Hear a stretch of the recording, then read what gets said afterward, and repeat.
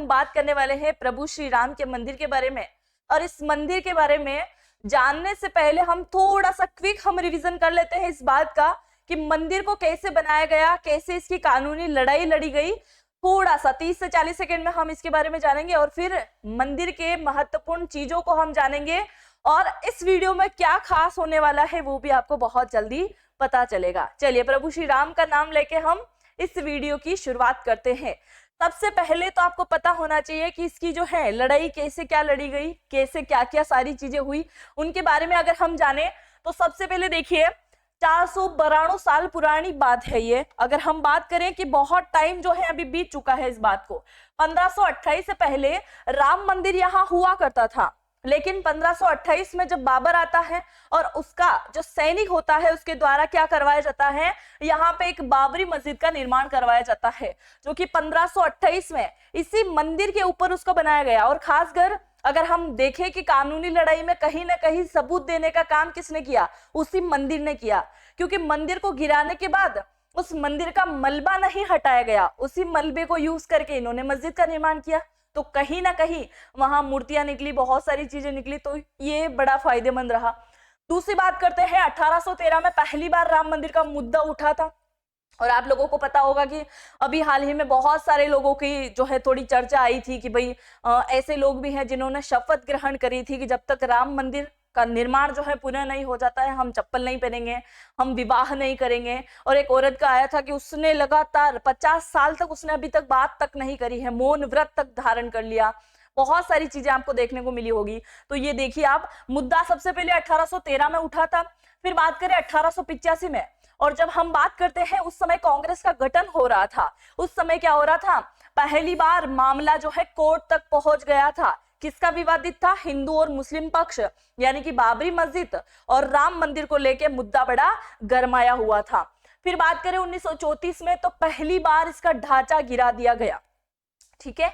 उसके बाद में 1986 में विवादित ढांचे का दरवाजा खुलवाया गया और 2010 में इलाहाबाद हाई कोर्ट का फैसला आ गया, है ना, 2010 के अंदर। और फिर 2019 में एसी में विवादित जगह का मालिकाना हक जो है रामलला को दे दिया। इसमें बड़ा ये इस चीज का बड़ा विवाद रहा था।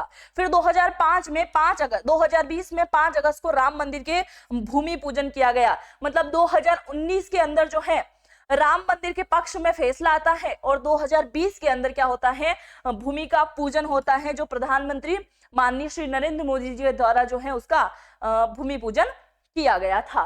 फिर अब हम जो है थोड़ी और जानकारी जानते हैं।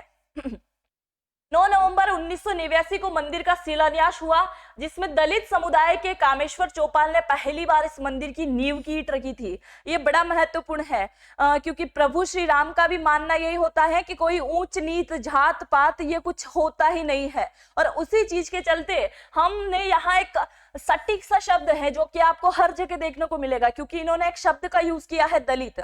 और कहते हैं ना कि अगर आप प्रभु श्री राम को अपना मित्र बताते हो या उन्हें अपना भगवान मानते हो तो आप कभी ऊंच नीच जाति को लेके चल ही नहीं सकते, क्योंकि प्रभु श्री राम ने तो सबरी के भी झूठे बेर खा लिए थे और केवट को भी अपने बराबर जो है स्थान उन्होंने दिया था। तो ये बहुत बड़ी बात होती है उनको लेके।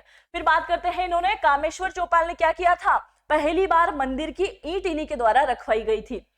9 मई 2011 को मामला जो है कोर्ट के अंदर पहुंचा था। अगर कभी पूछ लिया जाए ना तो इसको भी थोड़ा जानकारी में रखिएगा कि पहली बार ये मामला कोर्ट के अंदर पहुंचा था। 9 साल तक कभी पक्ष में मुस्लिम पक्ष में जाता है ये, तो कभी हिंदू पक्ष में आता है। ये दोनों मुद्दा लेके बड़ा लंबा समय जो है इसमें चला।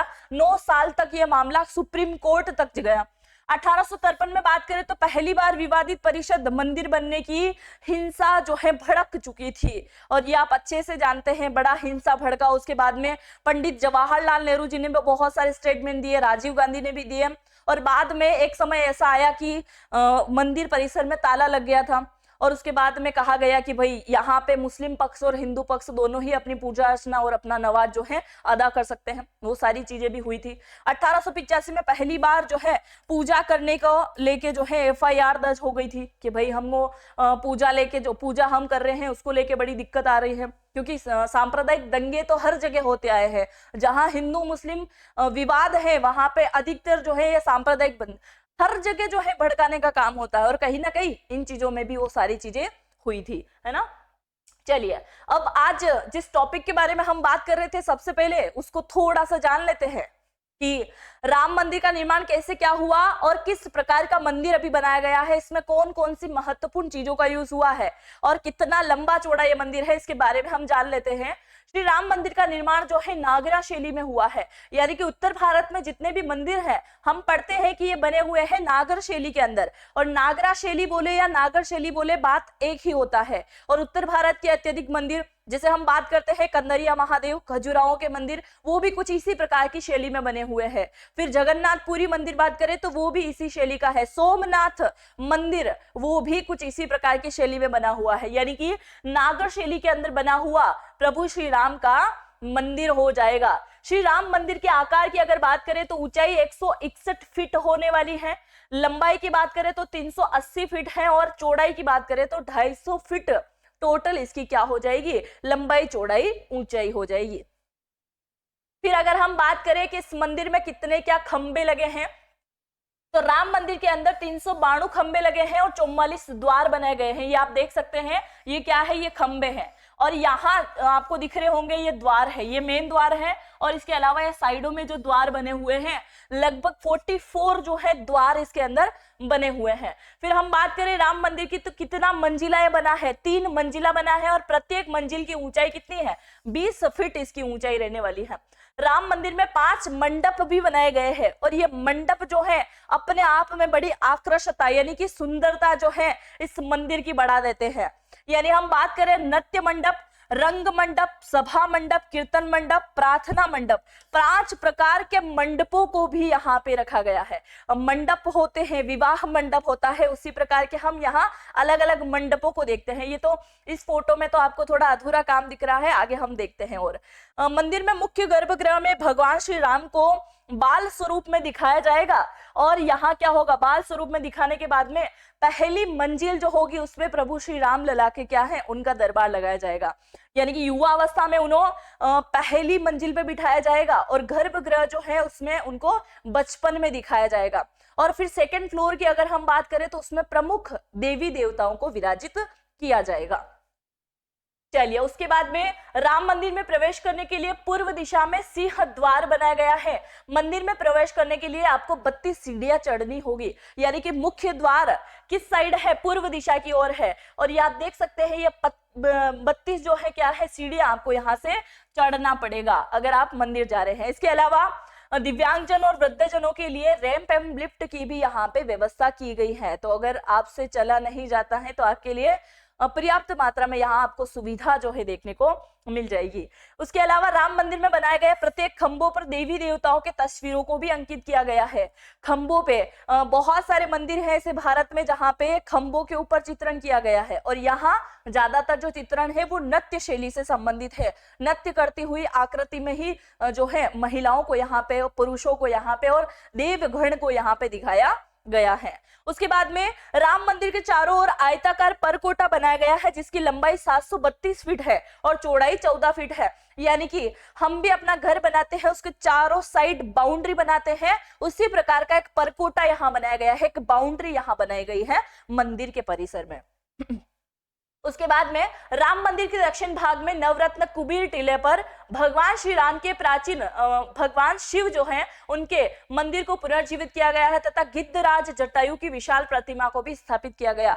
जटायु को आप सभी जानते होंगे, जब रावण माता सीता का हरण करके लेके जा रहा था उस समय माता सीता को बचाने के लिए, उस पापी रावण से बचाने के लिए उन्होंने जो है हमला उस पे किया था और हमले के चलते रावण ने उसका एक पर काट दिया था। उन्हीं जटायु का यहाँ पे क्या करवाया गया है, यहाँ पे उनका एक विशाल प्रतिमा जो है यहाँ आपको दिखाई देगी। इसके अलावा राम मंदिर के परकोटे में चारों ओर भगवान गणेश, भगवान शिव, देखिए ये जो है मंदिर परिसर है, यहाँ बीच में मंदिर बना हुआ है, यहाँ गणेश जी, यहाँ पे शिव जी, यहाँ पे भगवती माता, यहाँ बीच में आएगी भगवती माता, फिर सूर्य देवता और अन्नपूर्णा माता। उसके अलावा हनुमान जी का मंदिर भी यहीं पे आपको देखने को मिलेगा। और अभी इन मंदिरों का काम चल रहा है तो इनका काम जो है अभी पूरा नहीं हुआ है।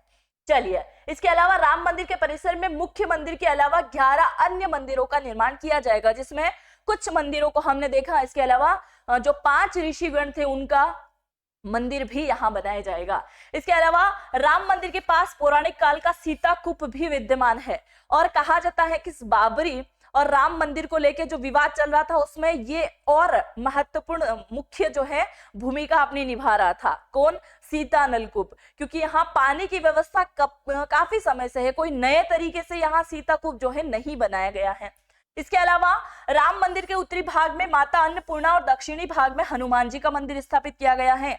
इसके अलावा राम मंदिर के 4 मुख्य द्वार होंगे जो गोल्डन शीट के, यानी कि गर्भगृह के अंदर जितने भी मुख्य द्वार हैं उनमें 4 मुख्य द्वार ऐसे लगाए गए हैं जो बिल्कुल सोने की परत से बने होंगे, मतलब है तो लकड़ी के पर उनके ऊपर जो है सोने की परत लगाई गई है। ठीक है, चलिए। इसके अलावा राम मंदिर का निर्माण बाहरी संसाधनों पर निर्भर कम करने के लिए अग्निशामक के लिए जल व्यवस्था, पावर स्टेशन, स्वीज ट्रीटमेंट प्लांट सभी की व्यवस्था की गई है।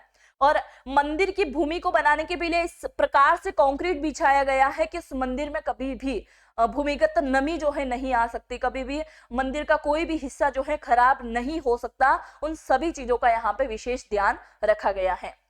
इसके अलावा साथ ही दर्शन करने के लिए आने वाले 25,000 लोगों के लिए दर्शन की व्यवस्था सुसज्जित की जाएगी। यानी कि राम मंदिर जो बना है उसके अंदर प्रति घंटे के हिसाब से हम मान सकते हैं कि इतने लोग तो वहां आपको देखने को मिल ही जाएंगे, क्योंकि एक अनुमान लगाया जा रहा था कि मैंने किसी न्यूज चैनल में ही ये चीज देखी थी कि उनमें बताया जा रहा है कि आने वाले 1 महीने के अंदर जो मंदिर बनाया गया है उसकी डबल राशि जो है मंदिर के अंदर आने वाली है। मतलब आप समझिए कितने भक्तजन जो है यहाँ अपने दर्शन के लिए आने वाले हैं। इवन हम बात करें कि भारत के लोग तो दर्शन करेंगे ही करेंगे और विदेशों से भी जो है लोग यहाँ पे दर्शन करने के लिए आएंगे। और इसी चीज के चलते यहाँ पे आपको अलग अलग लैंग्वेज के गार्ड जो है यहाँ आपको देखने को मिल जाएंगे। बहुत अच्छी धर्मशाला एवं होटल की भी यहाँ व्यवस्था की जा रही है ताकि लोगों को किसी भी प्रकार की कोई भी जो है दिक्कत नहीं आए।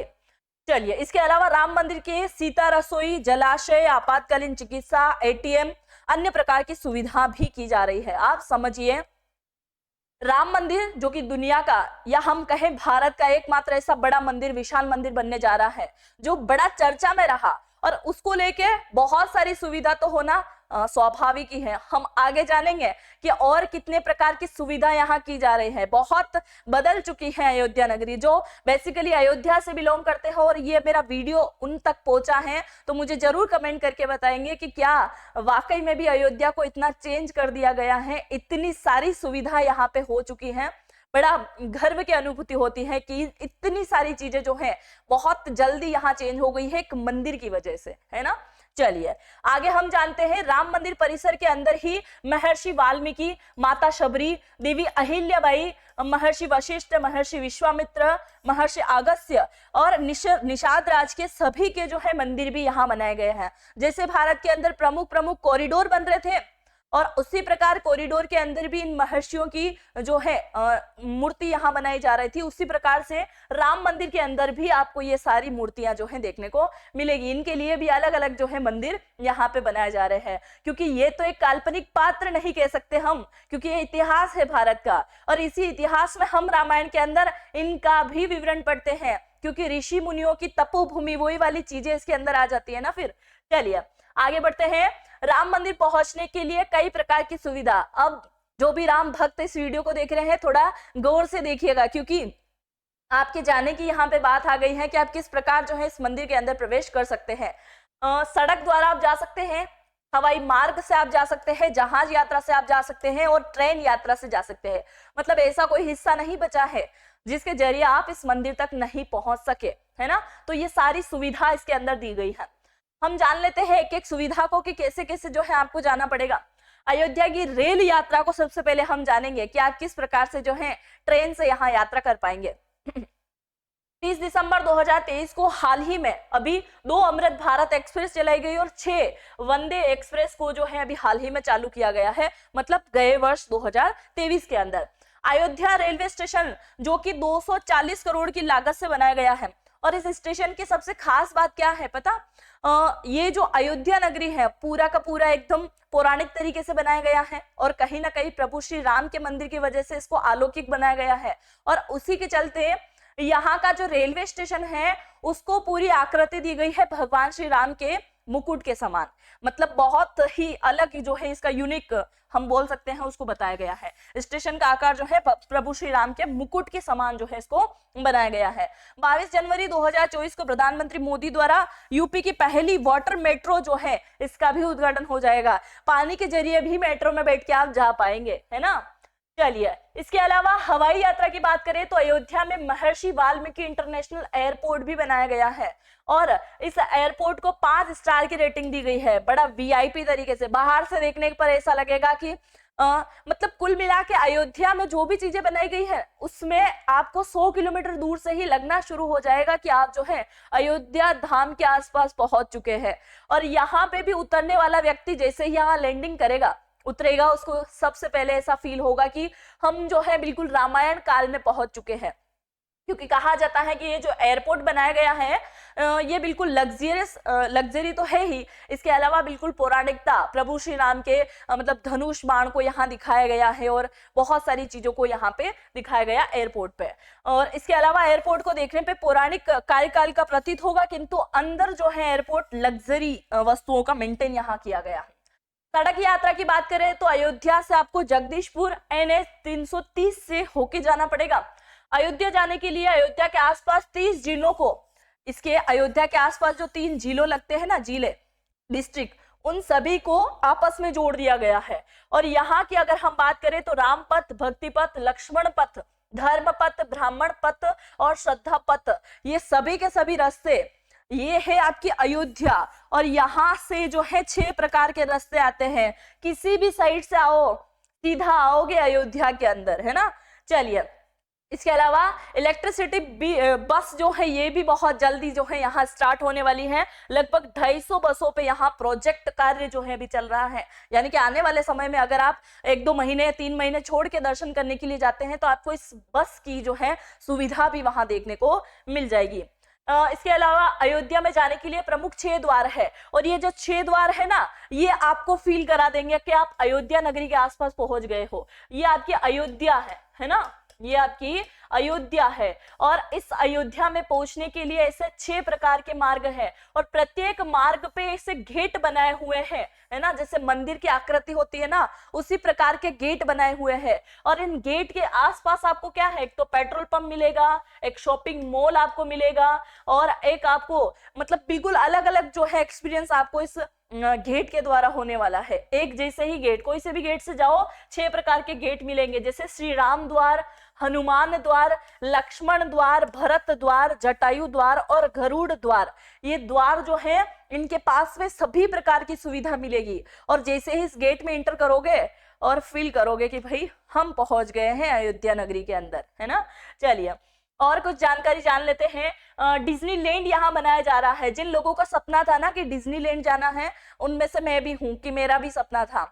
अभी डिज्नीलैंड मुझे कोई नहीं देखना है, मैं देखने जाऊंगी रामालैंड, क्योंकि ये बहुत यूनिक तरीके से बनाया जा रहा है। कहा जा रहा है कि दुनिया की जितनी भी लैंग्वेज है सभी लैंग्वेज में आपको पूरा रामायण काल यहाँ दिखाया जाएगा और बिल्कुल कार्टून कैरेक्टर हम बोल सकते हैं, उनसे यहाँ पे आपको जो है दर्शन करवाए जाएंगे कि कैसे कैसे जो है आप उसके अंदर घूमोगे ना तो आपको ऐसा फील होगा कि हम रामायण के जीवित पात्रण को, जीवित चित्रण को जो है हम यहाँ देख रहे हैं। तो ये तो बड़ा मेरा भी मन है देखने का, आप लोगों का है या नहीं वो तो आप कमेंट करके ही बताएंगे। बाकी डिज्नीलैंड को भी यहाँ बनाया गया है। भारत में डिजिटल लैंड टाइप का इंडियन वर्जन जो है लॉन्च किया जाएगा, जिसमें भारत के प्रमुख कल्चर को प्रमोट करने का काम होगा और राम युग, राम के जीवन का चरित्रण होगा। राम के सभी पात्रों को हूबहू प्रस्तुत यहाँ किया जाएगा और इसका नाम क्या रखा गया है, डिज्नीलैंड के नाम पे ही रामालैंड जो है इसका नाम रखा गया है। इसके अलावा अयोध्या के महत्वपूर्ण तथ्यों को भी हम थोड़ा सा देख लेते हैं, क्योंकि अयोध्या नगरी बड़ी चमन हो चुकी है। लता मंगेशकर चौराहे की यहाँ बात करें, वीणा चौराहा यहाँ की बात करें, और इसके अलावा सबसे खास बात यह है कि अयोध्या के अंदर जितने भी मंदिर हैं, जितनी भी शॉप वगैरह जिनकी बात करें, दुकानें, चाहे किराने की हो, कपड़े की हो, किसी की भी दुकान हो, उन सभी के जो शटल गेट है उन पे किसी पे स्वास्तिक बनाया गया है, किसी पे राम तिलक बनाया गया है, किसी पे उनका घांडिव बनाया गया है, किसी पे उनका रथ बनाया गया है। तो ये बहुत अलग बात है। जैसे हम हमेशा पढ़ते आए हैं कि जयपुर जो है एकदम पिंक सिटी है और उसमें प्रत्येक घर के बाहर का जो रंग होता है वो पिंक ही होगा, चाहे अंदर आप कोई सा भी कलर कराओ। उसी प्रकार से यहाँ की भी मान्यता जो है चालू हो गई है कि भाई यहाँ के जितने भी गेट हैं उन सभी पे चॉकलेटी कलर करो और उनके ऊपर जो है प्रभु श्री राम का कोई ना कोई अंकन जो है करवाया हुआ आपको मिल जाएगा। अयोध्या के महत्वपूर्ण तथ्यों को ओर जाए तो अयोध्या में प्रभु श्री राम की 823 फीट ऊंची प्रतिमा का प्रोजेक्ट चल रहा है, जो आने वाले समय में स्टैच्यू ऑफ यूनिटी से भी ऊंची होने वाली है। यानी कि अगर हम अभी की बात करें तो विश्व की सबसे ऊंची मूर्ति कहाँ है? अपने ही देश भारत के गुजरात के अंदर है, जिसे हम पढ़ते हैं स्टैच्यू ऑफ यूनिटी, जो कि सरदार पटेल की बनी हुई है। और अब जो है इसका रिकॉर्ड भी भारत ही तोड़ने वाला है, यानी कि प्रभु श्री राम की सबसे ऊंची मूर्ति जो है यहाँ बनने जा रही है, जो कि स्टैच्यू ऑफ यूनिटी से भी ऊंची होने वाली है। तो ये भी बहुत गर्व की बात है, यानी कि विश्व की पहली और दूसरी ऊंची मूर्ति कहां हो जाएगी? अपने ही देश भारत के अंदर होगी। अयोध्या में सरयू नदी के प्रमुख घाट बनाए गए हैं, गुप्तार घाट, राजघाट, लक्ष्मण घाट, राम घाट और लक्ष्मी घाट।